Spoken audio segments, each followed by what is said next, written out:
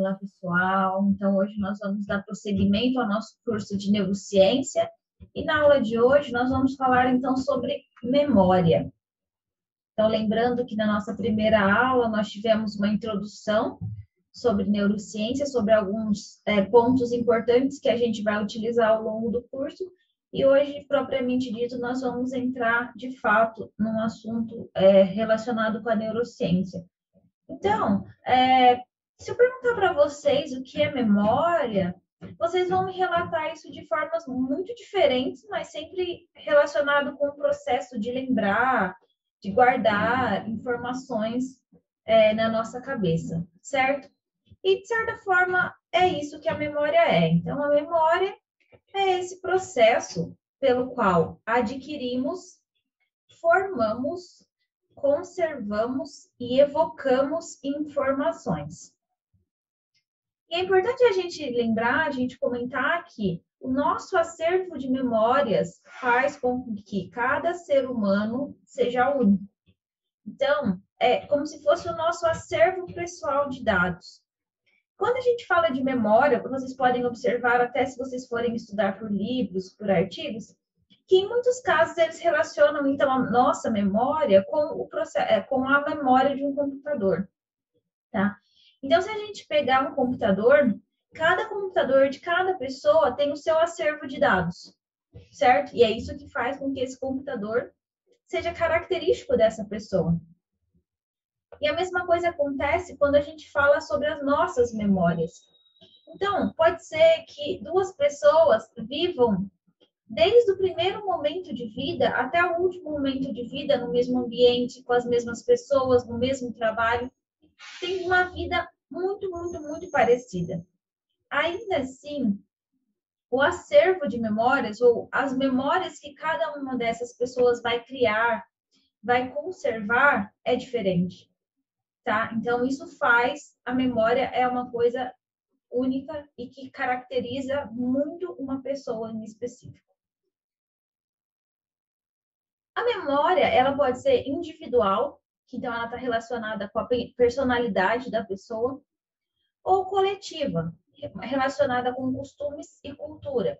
Por exemplo, nós que moramos no Brasil, nós temos costumes e culturas bem característicos nossos, brasileiros, certo? E isso acontece por conta do ambiente que nós vivemos, do ambiente que nós fomos criados, do que foi nos ensinado na escola, em nossas casas, nas igrejas, enfim. Então, isso faz com que tenhamos uma memória coletiva semelhante.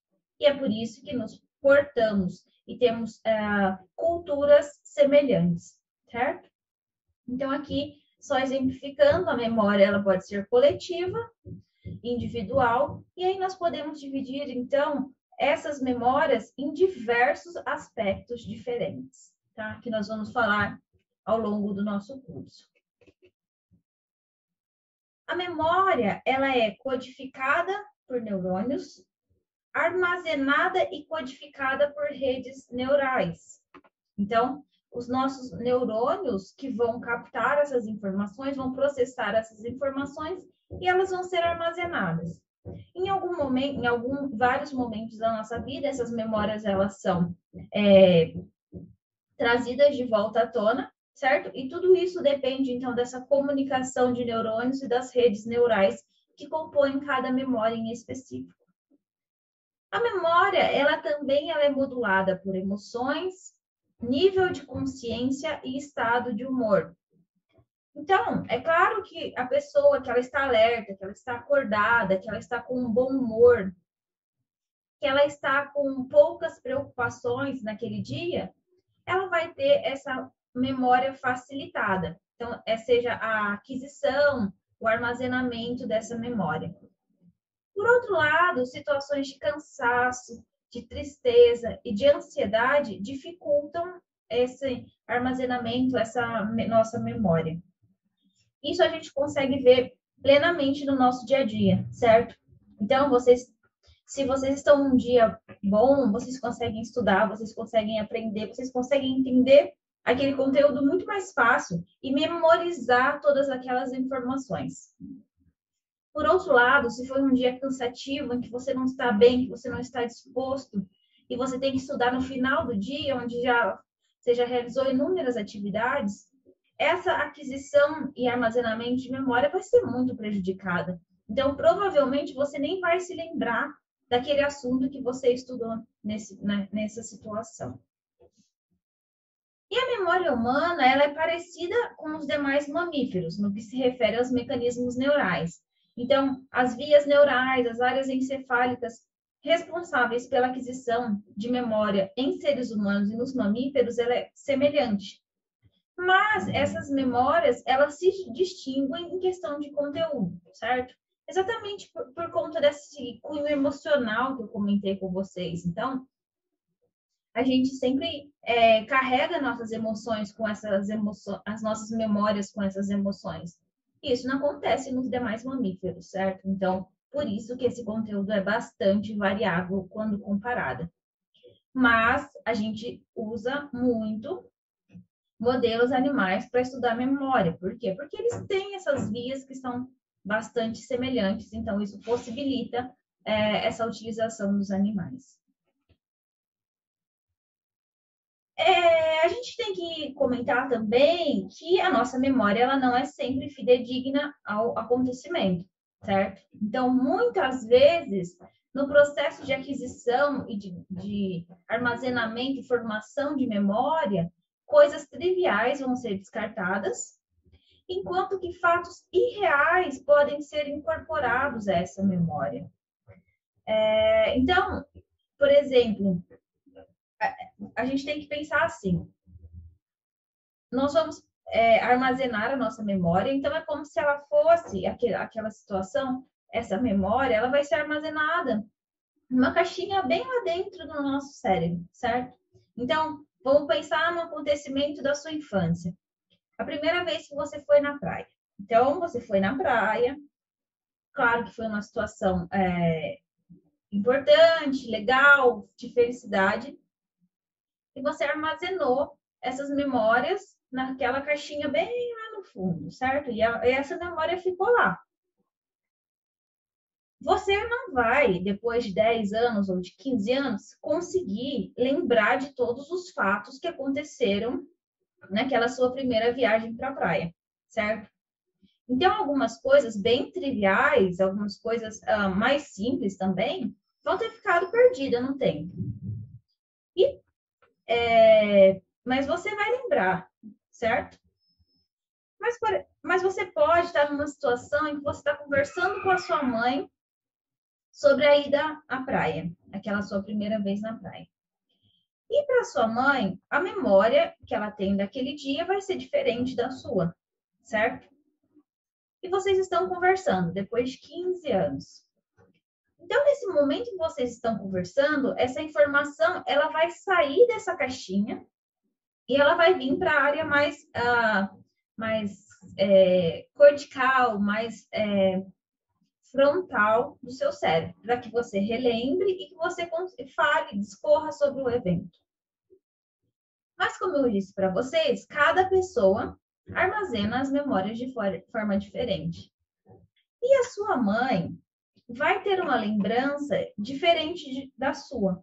E ela vai comentar que naquela primeira vez que você foi na praia, você bebeu água do mar e isso fez com que você passasse mal. Então, você teve vômito, você teve diarreia. Na sua memória, essa informação não tinha sido gravada. Mas na da sua mãe, foi. Porque para ela foi um fato muito importante, certo? Ela ficou preocupada, ela teve que ligar para o médico, ela teve que comprar remédio para você. Mas, bom, então essa sua memória veio para sair da caixinha e está na região mais cortical, mais de fora, a gente pode dizer assim. E a sua mãe fez esse comentário. A partir de agora, esse comentário da sua mãe, ele vai ser incorporado na sua memória. Então, você vai incorporar esse fato de que você ficou doente, enfim, e essa memória vai voltar para a caixinha e vai voltar a ser armazenada. Uma próxima vez que você recorrer a essa memória, esse fato que a sua mãe acrescentou, ele vai fazer parte da sua memória. E o que é interessante a gente pensar sobre isso? Que muitas vezes a gente pode incorporar alguns fatos irreais. Então, a sua mãe comentou esse fato que você ficou doente, mas ela pode ter se confundido, certo? Ela pode ter esquecido alguns detalhes e, na verdade, você não ficou doente nessa vez que vocês foram na praia, mas você ficou doente numa vez que vocês foram numa viagem para o campo, estava frio, e por isso você teve um resfriado forte. Mas, como a sua mãe contou esse fato foi incorporado. Então, isso acontece muitas vezes com a nossa memória. Então, esses fatos saem desse armazenamento, vêm à tona e a gente vai incorporando cada vez mais fatos a essa memória. E esses fatos podem ser reais ou não podem ser reais. E aí a gente vai incorporando, então a gente vai floreando a nossa memória, que às vezes ela pode deixar de ser tão fidedigna ao que de fato aconteceu. E também acontece que ao longo dos anos a gente vai perdendo informações que não nos interessam ou que não nos marcou, mas também vamos incorporando mentiras e variações que enriquecem as nossas lembranças. Então, a gente não vai lembrar de que cor que era a cadeira da nossa primeira escola, certo? Ao menos que você tenha caído dessa cadeira, que a cadeira tenha quebrado com você, que você passou vergonha por conta disso, tá certo? Então, esses fatos, eles vão sendo perdidos ao longo do tempo e assim como nós vamos acrescentando ou editando essas memórias. Então, a gente tem que tomar cuidado que os fatos nem sempre podem ser tão reais quanto a gente imagina, tá bom? A aquisição da memória, ela pode demorar segundos para acontecer, como, por exemplo, o choque por um dedo na tomada. Então, se você encostar o dedo na tomada e tomar um choque, em segundos você vai ter adquirido essa memória. Claro, se não for um evento muito danoso, certo? Porque um dedo na tomada ele pode ter resultados bastante trágicos. A aquisição também pode levar semanas, como é o caso de andar de bicicleta. Então, uma criança que está aprendendo a andar de bicicleta, ela leva 1 dia, 2 dias, 5 dias, às vezes até 10 dias, para que ela consiga aprender a andar de bicicleta, de fato. E existem alguns tipos de memória que demoram anos para a gente adquirir, certo? Como, por exemplo, uma formação acadêmica, como fazer uma cirurgia, como construir um prédio e assim por diante. Então, são anos de aquisição até que você tenha essa memória completamente adquirida e armazenada de forma correta. E essas memórias, elas também podem depender de áreas encefálicas distintas, como, por exemplo, áreas visuais, que tem a ver com a memória da sua casa de infância, ou a sua memória da praia, ou, enfim, de uma viagem. Então, isso tudo requer que áreas visuais tenham sido ativadas para captar aquela memória. Existem também algumas que dependem de áreas olfatórias, como é o caso do cheiro do café, certo? Você vai aprender, você vai ter memória de que aquele cheiro é de café. Ou de que determinado cheiro é da sua comida preferida. Ou que determinado cheiro vem da cozinha da sua avó, tá? E também áreas motoras, como é o caso de nadar, andar de bicicleta, correr e assim por diante, tá bom? Então, aqui nós vemos que algumas áreas envolvidas com o processamento de memória são a área olfatória, as áreas motoras e as áreas visuais. Então, a gente vê onde essas áreas estão localizadas e são essas áreas, então, que mandam informações para que essas informações sejam armazenadas na forma de memória. As memórias, elas também podem ser prazerosas ou terríveis, lembrando que a gente não consegue determinar como essa memória será, tá? Então, isso depende do indivíduo, depende da emoção, depende da circunstância em que ela ocorreu.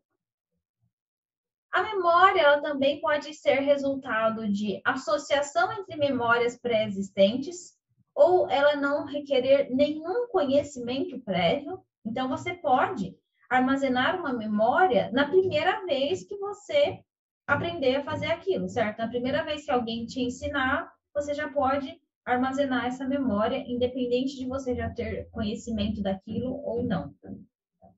E ela também pode ser uma mescla de informações e sensações sem lógicas associativas. Por exemplo, nós temos uma capacidade bem conhecida de armazenar sonhos.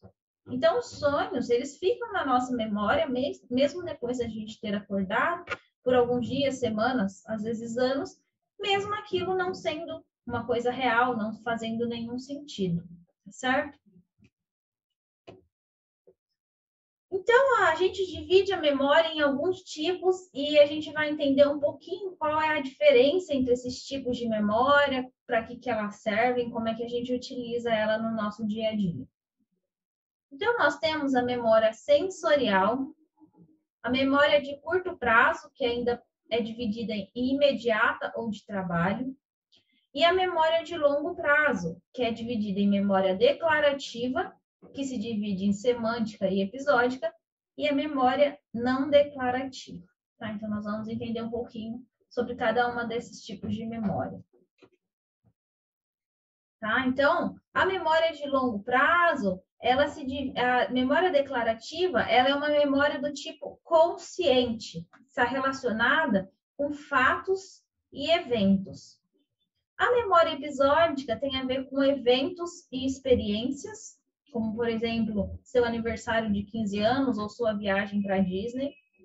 Enquanto a memória semântica tem a ver com fatos e conceitos, como, por exemplo, o país onde você vive, a cidade que você vive, características da escola que você frequenta ou da faculdade que você frequenta, tá? E, por outro lado, nós temos a memória não declarativa ou procedural, que ela é inconsciente. Então, tem relação com tarefas e habilidades. Então, você não sabe como que você armazenou sua memória de andar de bicicleta, mas você sabe andar de bicicleta. Você armazenou esse tipo de memória, ela tem a ver com procedimento, então uma tarefa, uma habilidade, e é por isso que ela é inconsciente, certo?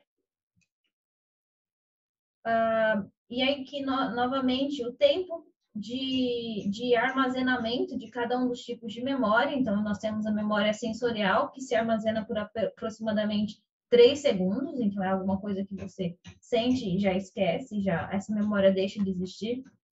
Nós temos a memória de curto prazo, que tem uma duração de aproximadamente 30 segundos, e a memória de longo prazo, então, que ela dura anos, ou às vezes a vida inteira, certo? E aqui nós vemos que as memórias, por exemplo, a memória explícita, tem relação com essas áreas que estão pintadas de azul e de rosa. Tá? Então, a memória explícita, ela requer uma área encefálica bastante grande para ser processada e armazenada. Enquanto, por outro lado, nós temos essa memória implícita, que tem relação, então, com as áreas em amarelo e também em cor-de-rosa. Enquanto que a memória de curto prazo está mais relacionada, então, aqui com a região em verde, que é o nosso córtex pré-frontal. Ok?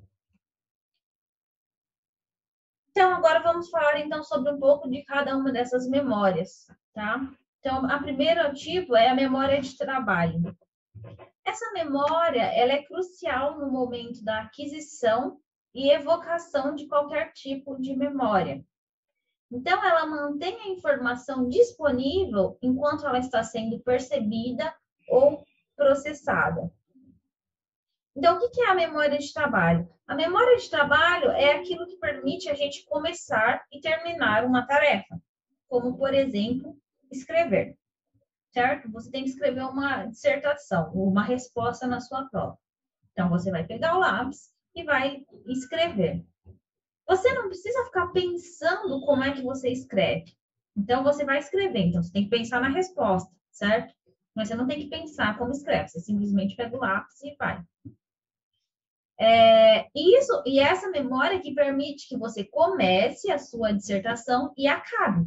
Então, no meio do caminho, você não tem que parar, respirar e pensar como é que eu escrevo mesmo. Senão, essa atividade ficaria prejudicada, comprometida. Provavelmente você nem conseguiria finalizá-la, certo? Então, esse é o papel da memória de trabalho. Essa memória, ela é sustentada pela atividade neuronal do córtex pré-frontal, interação com o córtex entorrinal, hipocampo e amígdala, tá? Então, todas essas regiões encefálicas estão participantes desse tipo de memória, mas a gente tem que dar enfoque, então, para o córtex pré-frontal, que é uma região muito importante para essa memória de trabalho.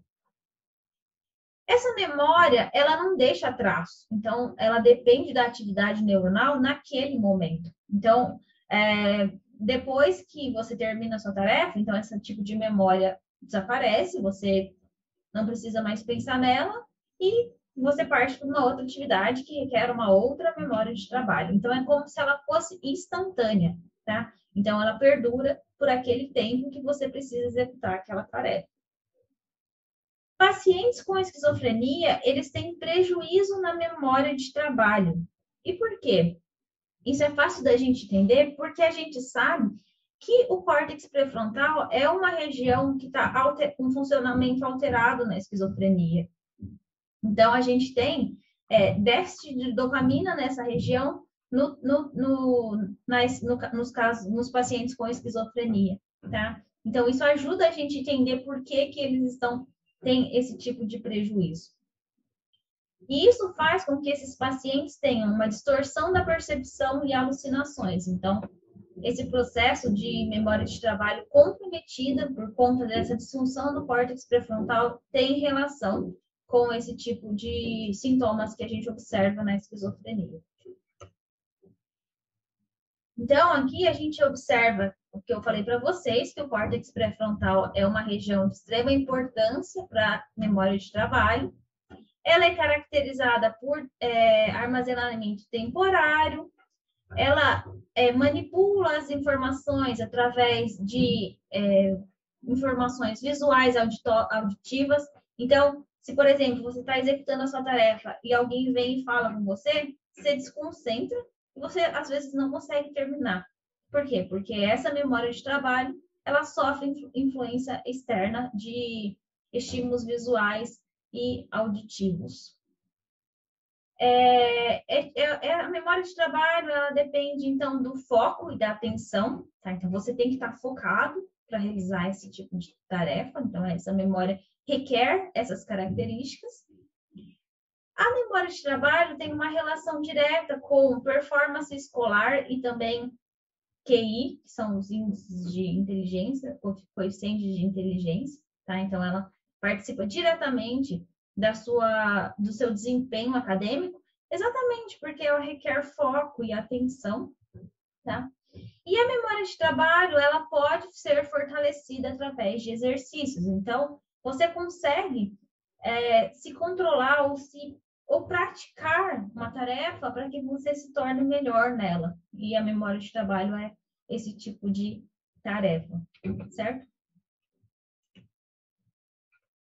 Bom, então agora nós vamos para a memória de curto prazo, que é uma memória que ela tem duração de 30 minutos até 6 horas, tá? Então, é uma memória que ela acontece num tempo pré-determinado, podemos dizer assim. A memória de curto prazo, ela mantém informação comportamentalmente disponível durante as horas, enquanto a memória de longa duração não adquiriu a sua forma definitiva. Então, é assim, a memória de curto prazo, ela pode virar memória de longo prazo, mas não é toda memória de curto prazo que vai virar memória de longo prazo, tá certo? Então, assim, para que a memória chegue a longo prazo, ela tem que ter passado por curto prazo, mas não obrigatoriamente toda memória de curto prazo vai se tornar memória de longo prazo. O processamento é paralelo ao processamento da memória de longa duração e ambas são processadas nas mesmas regiões encefálicas, que é o caso do hipocampo, córtex entorrinal e córtex parietal. E aqui eu coloquei para vocês a Dolly do filme Procurando Nemo. ela é um exemplo de perda de memória, de situação em que a memória de curto prazo, ela não se transforma em memória de longo prazo. Então, assim, ela lembra daquela situação que está acontecendo naquele momento, mas se ela se virar ou se ela for fazer outra coisa, ela volta para aquele mesmo lugar e já esqueceu de tudo, tá? Então, é porque a memória de curto prazo para ela não foi transformada em memória de longo prazo. Então, ela tem memória daquela situação e esquece com bastante facilidade. Alguns agentes farmacológicos específicos para funcionalidade e eficácia de sistemas enzimáticos e neuroreceptores prejudicam a memória de curta duração, sem afetar a memória de longa duração. Então, na região do hipocampo, nós temos algumas vias importantes para essa memória de curto prazo, como é o caso da PKA, MAP quinase ERK1 e 2, JNK e P38. E essas vias, elas estão relacionadas com ativação de receptores glutamatérgicos. Então, isso nos mostra que essas vias precisam que haja essa participação dos receptores glutamatérgicos para elas serem ativadas e que a memória de curto prazo, então, aconteça. Por outro lado, não é necessário na memória de curto prazo a participação das vias CANquinase 2 e PKC, tá certo? Então, essas vias, elas têm relação com a memória de longo prazo. Isso nos deixa entender que essas vias, como por exemplo da PKA, da ERK, elas são vias que acontecem de forma mais rápida, tá? Porque ela, na memória de curto prazo, ela tem uma duração determinada. Então, esses processamentos, essas cascatas de sinalização acontecem em um tempo menor do que dessas vias, que estão relacionadas com a memória de longo prazo, que demora mais tempo para ser processada e armazenada. Outro exemplo cinematográfico de memória, de perda de memória ou de existência apenas de memória de curto prazo é esse filme, que é como se fosse a primeira vez, certo? Vocês devem lembrar que ela sofreu um acidente, então ela só se lembra do que acontece em 24 horas. Então, a partir do momento que ela vai dormir, ela esquece tudo que aconteceu naquele dia. Então, é como se no novo dia, no dia seguinte, tudo fosse novo para ela, tá? Então, ele tem que ficar lembrando ela de quem é ela, do que aconteceu, de quem é ele, do relacionamento deles, etc. Então, isso é outro exemplo de situação onde só se existe memória de curto prazo, sem que essa memória de curto prazo se torne uma memória de longo prazo.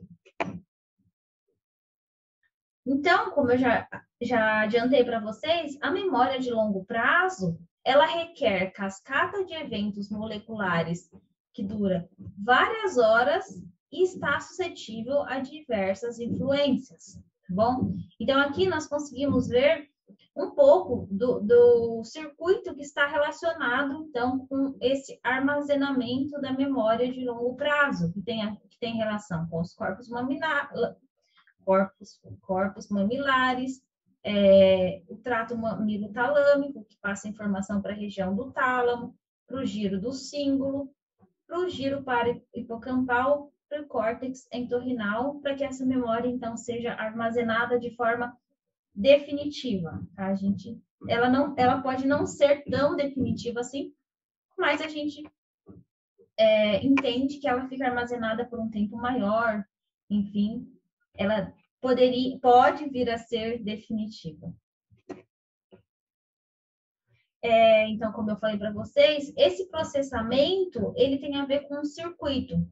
E algumas estruturas importantes desse circuito são a região CA1 do hipocampo, o córtex entorrinal, o giro denteado do hipocampo e a região CA3 hipocampal, tá? Então, aqui vocês conseguem ver a região CA1, CA3, o giro denteado e o córtex entorrinal, que fica aqui bem próximo do hipocampo, que é por isso que esse circuito acontece entre essas duas estruturas, principalmente.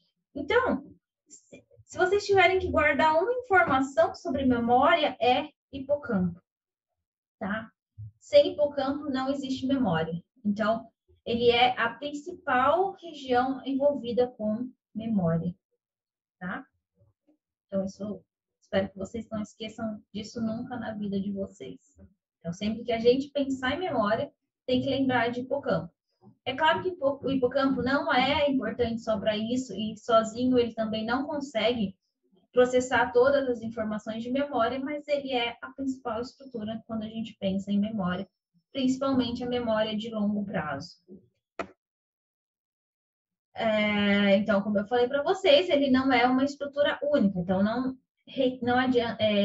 depende exclusivamente do hipocampo esse processamento e armazenamento da memória de longo prazo, porque tem envolvimento da amígdala, do córtex entorrinal, córtex pré-frontal e também o córtex parietal. Se a gente pensar essas outras áreas, principalmente a amígdala, córtex pré-frontal, eles trazem para a memória o caráter mais emocional, ou mais de razão, de filtrar essas informações para que elas sejam armazenadas em forma de memória ou não. Tá? E essas memórias, então, elas vão chegar no hipocampo e elas ficam armazenadas nele. Então, quando lá no comecinho eu falei para vocês que a gente tinha aquela caixinha bem lá no fundo do nosso encéfalo, onde a memória é armazenada, essa caixinha é o hipocampo. Tá? Então, essas áreas, elas recebem informações de áreas responsáveis por processar informações relacionadas consciência, alerta, ansiedade. Tá? Então, é esse o papel dessas outras áreas, como amígdala, córtex pré-frontal, córtex parietal, no processamento de informações com o caráter emocional, com o caráter de alerta, de ansiedade, etc., para que essa informação seja armazenada no hipocampo. E é por isso que eu falei que elas podem sofrer diversas influências e elas podem ser perdidas, ou elas são facilitadas por alerta, por bom humor e prejudicadas por tristeza, etc. E as vias encefálicas principais envolvidas nesse processo de armazenamento de memória de longo prazo são as vias dopaminérgicas, através dos receptores do tipo D1, as vias noradrenérgicas, através dos beta-receptores, vias serotoninérgicas, que através dos receptores 5-HT1A, e também as vias colinérgicas, através dos receptores do tipo M1 muscarínicos. E essa memória, ela é processada, então, em diversas fases, certo? Porque a gente já viu que é um processamento longo, então requer diversas cascatas, diversos processamentos para que essa memória seja armazenada. Então, na fase inicial, as vias GABAérgicas e colinérgicas provenientes da amígdala e do núcleo medial do septo modulam a formação de memória no hipocampo. E essa modulação, então, ela está relacionada com o processo de alerta, de ansiedade e de estresse. E alguns hormônios ou fatores que regulam esses processos e, consequentemente, influenciam nessa processamento de memória são corticoides e epinefrina. Então, vou dar um exemplo para vocês. Uma situação bastante estressante que lhe causa medo, ela vai aumentar os níveis de cortisol e de epinefrina ou adrenalina, ok? Se esses níveis aumentados eles forem moderados, então aqui essa estimulação moderada vai favorecer o processamento de memória. Então, é aquele tipo de coisa como, por exemplo, você tem uma prova amanhã. Então, hoje, você tem um nível de cortisol e de adrenalina aumentado, certo? Isso vai favorecer você estudar e armazenar as informações para a prova de amanhã. Porém, uma hiperestimulação, ou seja, níveis de cortisol e de adrenalina muito maiores do que o basal, eles podem prejudicar e até impedir essa formação dessa memória de longo prazo. Como se, por exemplo, você tem a prova amanhã Então, você tem um nível de cortisol e de adrenalina bom, ótimo. Mas você está doente hoje. Então, você tem o estresse de estar se sentindo mal, de estar sonolento, e isso vai te deixar mais preocupado com a prova de amanhã. Então, esse nível de cortisol vai ser muito acima do desejado. Então, provavelmente, você não vai ter um bom processamento dessa informação e não vai ter uma formação tão adequada da sua memória do longo prazo para a realização da prova de amanhã, tá? Certo? Então, isso aqui são bem fatos da vida real que vocês podem perceber em vocês mesmos como de fato isso acontece. Então, depois daquela fase inicial, nós temos um processo de consolidação, porque não adianta só a gente adquirir a memória e armazenar ela temporariamente. Ela precisa ser consolidada, ou seja, armazenada de fato e para que ela fique, então, guardada ou disponível por um período mais prolongado. E esse processo de consolidação, ele acontece de 3 a 6 horas após a aquisição. E nesse caso, nós temos participação também da via dopaminérgica do tipo D1, beta noradrenérgica e receptores serotoninérgicos do tipo 5-HT1A. E é nesse processo que tem, então, a avaliação afetiva e do estado de humor, tá? Então, esses processos de sei lá, você vai colocar a sua emoção sobre elas para ver se aquilo é uma coisa que de fato merece ser armazenada, ser guardado para você, ou então se o seu nível de ansiedade está muito alto, então talvez isso vai prejudicar esse armazenamento dessa informação. Então, essa parte mais emocional tem a ver com o processo de consolidação, tá certo? E vai, então, ter essas vias, elas vão atuar sobre hipocampo, córtex parietal e também o córtex entorrinal. E é ela que vai determinar se a memória de longa duração será ou não efetivamente formada. Então, vai haver, de fato, armazenamento definitivo dessa memória, então vai depender bastante dessa questão emocional, do estado de humor da pessoa naquele momento, tá? Então, em situações que tem uma estimulação intensa da serotonina ou inibição da dopamina e noradrenalina, vai haver um cancelamento da formação definitiva da memória. Então, a gente pode ter uma memória que ela passe pelo estado de curto prazo e ela chegue ao processamento de longo prazo. Só que ela só vai ficar aqui nessa fase inicial. E quando for para, de fato, essa memória ser consolidada e armazenada efetivamente, esses processos podem prejudicar, então, essa memória não vai ser armazenada e ela vai ser perdida, mesmo que ela tenha iniciado o processo de longo prazo, tá? Então, eu falei para vocês que muitos fatores podem interferir na memória de longo prazo, exatamente porque é um processo mais longo e que requer mais vias, requer mais ativações e inibições e comunicação neural.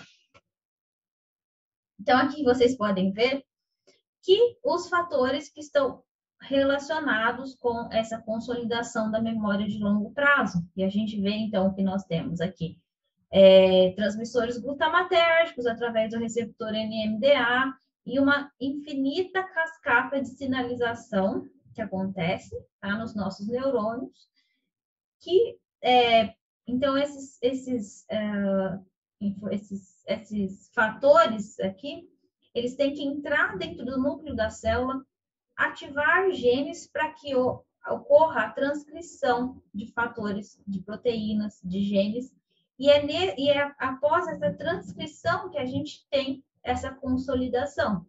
Então, como eu disse para vocês, nós temos inúmeros fatores que interferem com essa cascata, que é bastante complexa e demorada, e isso vai, então, influenciar se vai haver a transcrição gênica, que é quando nós temos a consolidação, ou se esse processo ele vai ser interrompido em algum momento e não teremos essa transcrição, ou se essa transcrição vai ser alterada, vai ser prejudicada e de alguma forma ela não vai acontecer como deveria para que a memória de fato seja armazenada, certo?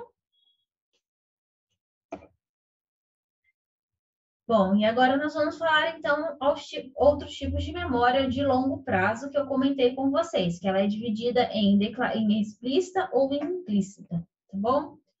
A memória declarativa ou explícita é aquela que contém informações que sabemos que possuímos e temos acesso consciente.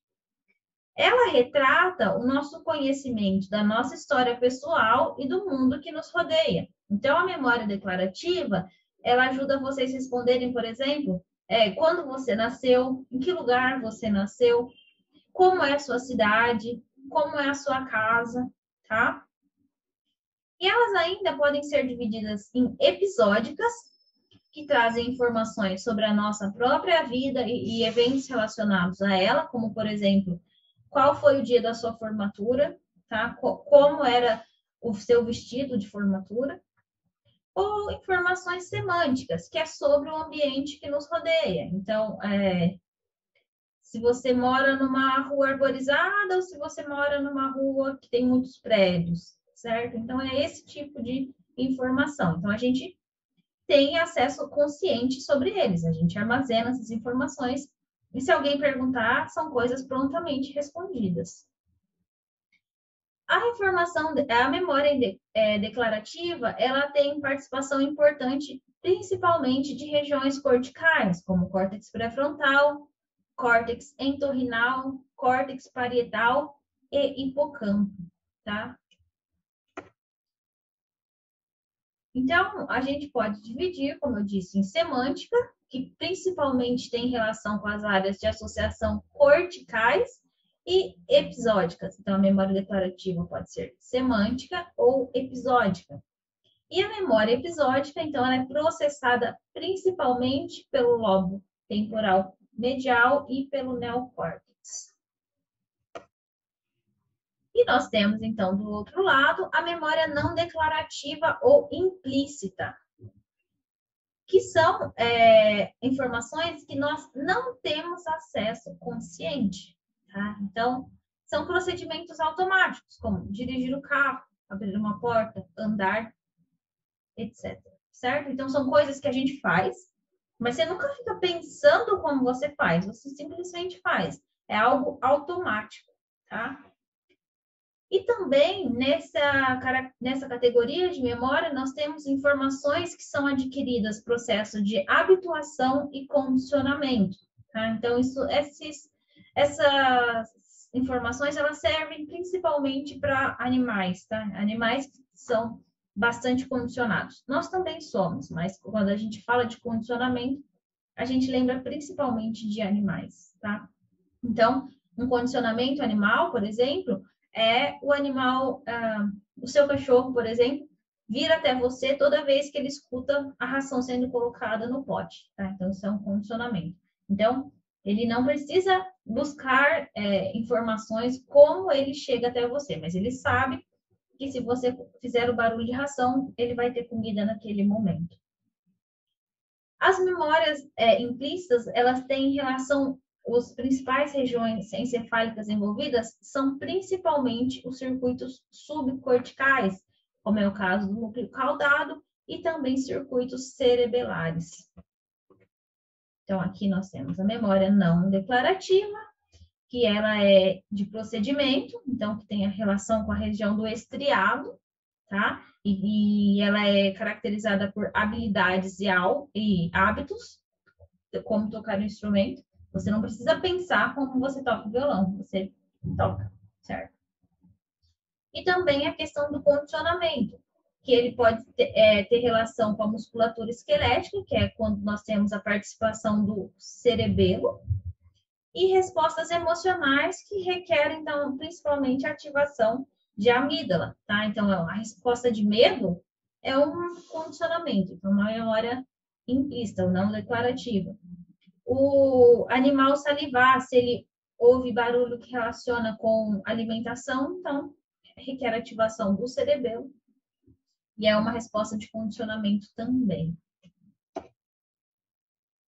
Então, aqui nós temos um resuminho para vocês das principais áreas que estão envolvidas com a memória, tá? Então, nós sabemos que o córtex participa de memórias de longo prazo, tá? O lobo temporal, que é onde nós temos o hipocampo, hipocampo, córtex entorrinal e amígdala. Então, a gente viu que todas essas estruturas são importantes no processamento de memória.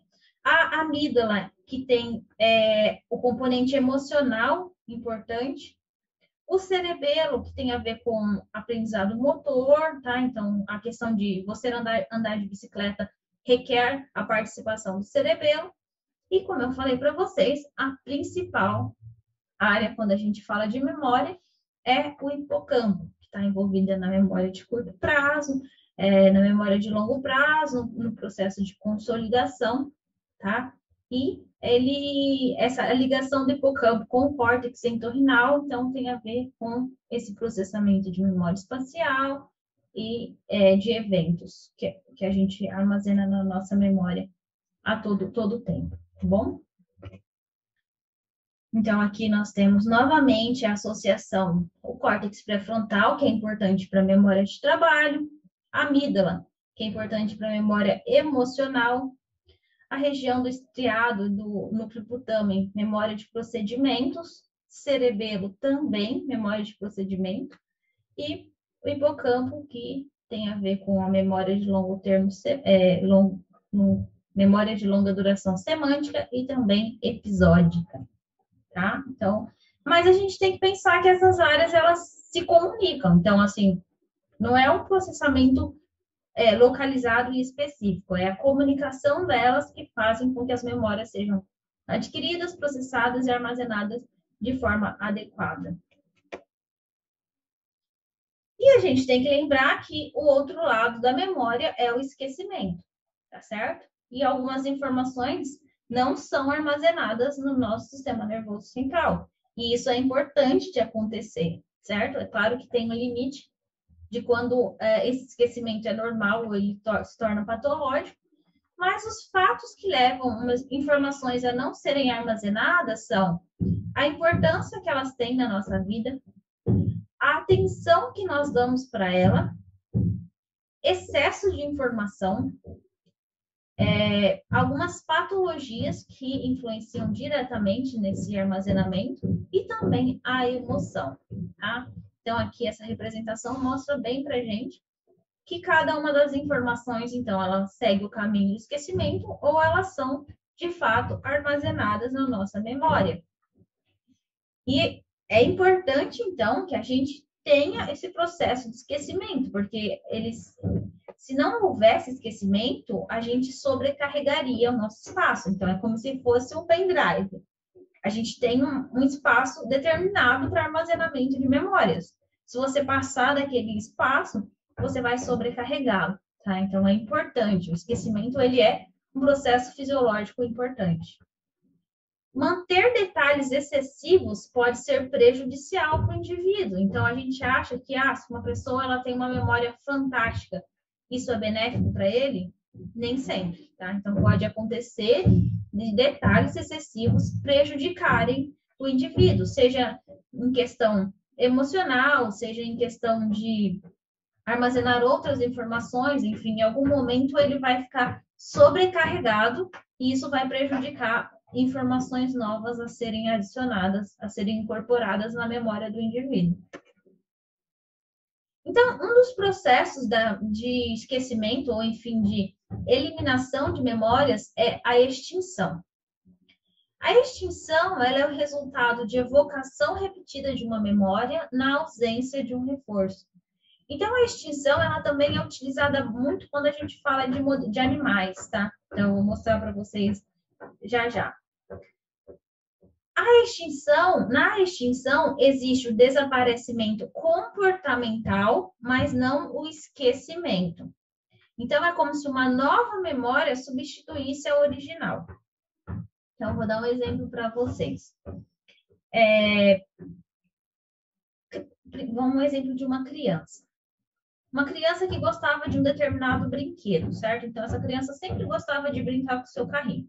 Então, a memória que ela tem daquele carrinho é de brincadeira, é de algo positivo. Mas um dia ela foi brincar com o carrinho e o carrinho quebrou e machucou a mão dessa criança. Então, ela extinguiu aquela memória de felicidade e de brincadeira com o carrinho, e essa memória foi substituída por uma outra, que é de dor. Então, a partir desse momento, a memória armazenada em relação ao carrinho é de dor e não mais de felicidade. Então, isso vai influenciar diretamente no comportamento dessa criança. Então, essa criança provavelmente não vai mais querer brincar com aquele carrinho, ou pelo menos por um tempo, tá? Essa nova memória, ela requer, então, expressão gênica e síntese, que ocorra expressão gênica alterada e síntese proteica no hipocampo e amígdala. Então, não é um processo rápido, certo? Então, vai requerer um tempo para que essa nova memória seja substituída. Mas a memória extinta, ela permanece latente. Então, ela pode ser evocada em determinada circunstância, como, por exemplo, reapresentação do estímulo usado na aquisição, pista, quadro emocional, situação comportamental que se assemelhe à aquisição inicial. Então, voltando na história do carrinho. A criança, por um tempo, não quis brincar com o carrinho porque a nova memória dela era de dor. Mas vem um amiguinho com um carrinho muito parecido e brincou perto dela. E o amiguinho conversou com a criança, mostrou o carrinho, falou que ele era legal. Então, a criança ela pode relembrar dos acontecimentos bons que o carrinho tinha na vida dela. Então, ela pode voltar a brincar. Então, essa memória latente, ela foi evocada. Então, ela voltou a existir nessa criança. Então, uma memória extinta, ela pode reaparecer. Por outro lado, a memória esquecida, ela não reaparece. Então, extinção é diferente de esquecimento, mas ele é um processo de eliminação ou de alteração de memória, tá certo? E ele também é muito importante no processo fisiológico da memória. Principalmente porque a extinção, ela tem um papel terapêutico, principalmente em casos de fobia, síndrome do pânico, transtorno de estresse pós-traumático. Tá? Então, essa extinção, ela pode ser facilitada ou potencializada com a ajuda de alguns instrumentos. Então, muitas vezes, esses indivíduos que sofrem desses transtornos, eles procuram ajuda de psicólogos e eles passam por terapias de exposição ou de extinção para que eles consigam alterar aquela memória negativa por algo positiva ou readequar aquela memória à vida dele, tá? Então, é um processo muito importante o de extinção. Por exemplo, quando uma pessoa associa moto a assalto, certo? Então, não é sempre que uma moto aparecer que essa pessoa vai ser assaltada. Mas a memória que foi armazenada é de que sempre que uma moto passar, vai ocorrer um assalto. Então, o terapeuta ajuda a pessoa a ressignificar aquela memória. Então, ele vai extinguir. Então, ele vai expor essa pessoa a uma moto sem que ocorra um assalto, por várias vezes, até que ela consiga, então, ressignificar essa memória e extinguir o medo de assalto relacionados à moto. Também é um processo importante para que haja uma supressão ou inibição de determinada memória considerada prejudicial, como, por exemplo, algum trauma que aconteceu. Então, aquele determinado ocorrido, ele precisa ser extinto para ser ressignificado e transformado por uma nova memória que não tenha tanto prejuízo para a vida desse indivíduo. E quando a gente fala desses processos, então a gente fala da participação importante do córtex pré-frontal e do hipocampo. Porque é o córtex pré-frontal que dá muito significado para as coisas, tá? Então, o córtex pré-frontal ele é muito importante para que a gente signifique e ressignifique as nossas memórias, que então vão ser armazenadas lá no nosso hipocampo. E esse processo de extinção, como eu falei para vocês, ele é muito utilizado em procedimentos experimentais em laboratórios, principalmente quando a gente quer estudar memória, medo. Então, como é que a gente faz esse procedimento de extinção? Esse experimento aqui, ele é chamado de medo condicionado ao contexto. Então, o animal, ele é colocado numa caixa, e nessa caixa, ele vai receber um som, e após o som ser emitido, ele vai receber um choque nas patas. Então, ele vai associar o ambiente, ele vai associar o som ao choque, certo? No dia seguinte, quando ele for colocado nessa caixa e ouvir o som, ele vai expressar medo. Então, a memória que ele vai ter vai ser de medo, mesmo que ele não receba choque nas patas. Durante alguns dias seguidos, esse animal volta nessa caixa e ele recebe o sinal sonoro. Então, aos poucos, ele vai vendo que o sinal sonoro, ele vai memorizando que o sinal sonoro não tem mais a ver com choque. Então, a resposta de medo dele, a memória de medo, ela vai sendo extinta. Até que num dia seguinte, vamos supor, no quinto dia de exposição, esse animal ele não vai mais apresentar a resposta de medo, porque ele vai ter extinguido aquela memória de medo que ele adquiriu nesse primeiro momento, tá? Então, isso também acontece com a gente, e como eu já falei, ele tem um papel terapêutico importante, principalmente em alguns transtornos mentais bastante graves e que prejudicam muito a vida dos pacientes, certo? E diferente da extinção, nós também temos a amnésia.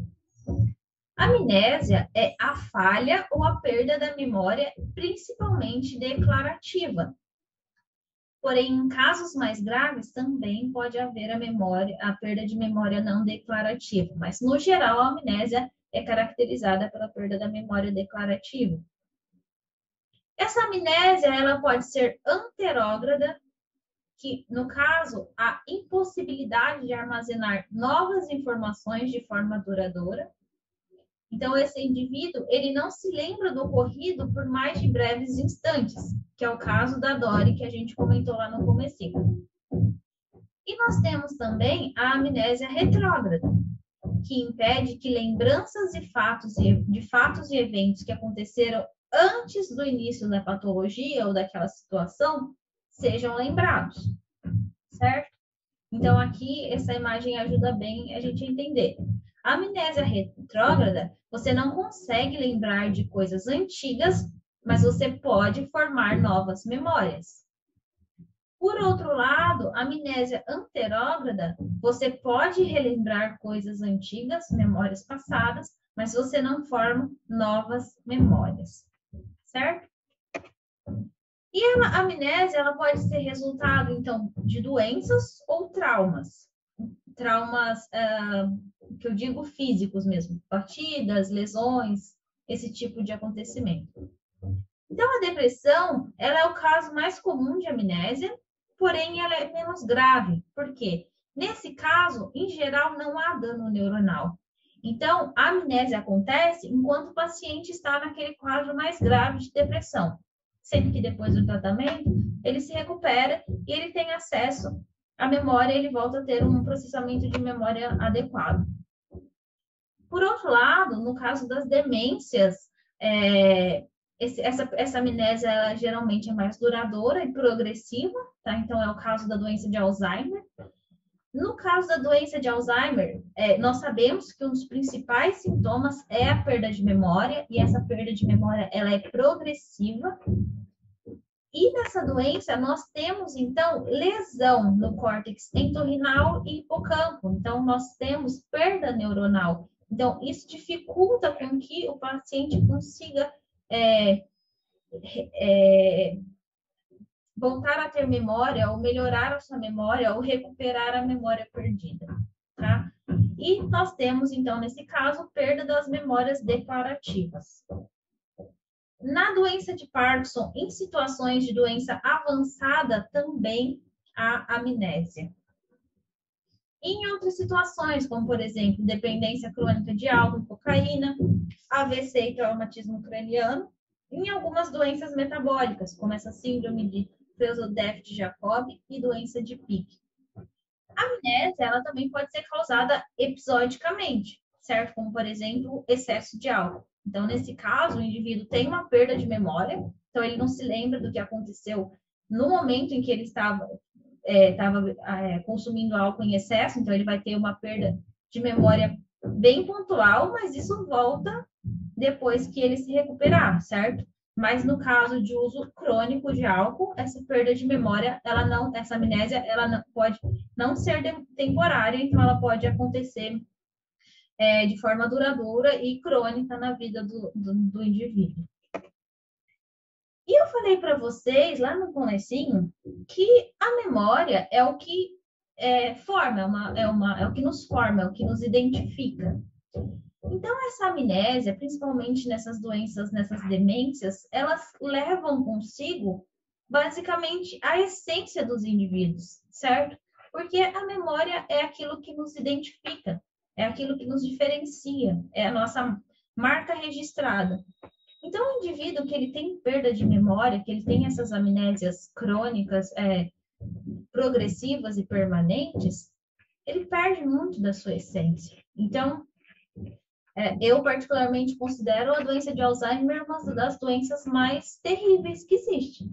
Porque o indivíduo, ele está vivo, ele tem saúde, mas ele não tem ideia de quem ele seja, ele não tem ideia de quem são as pessoas que o cercam.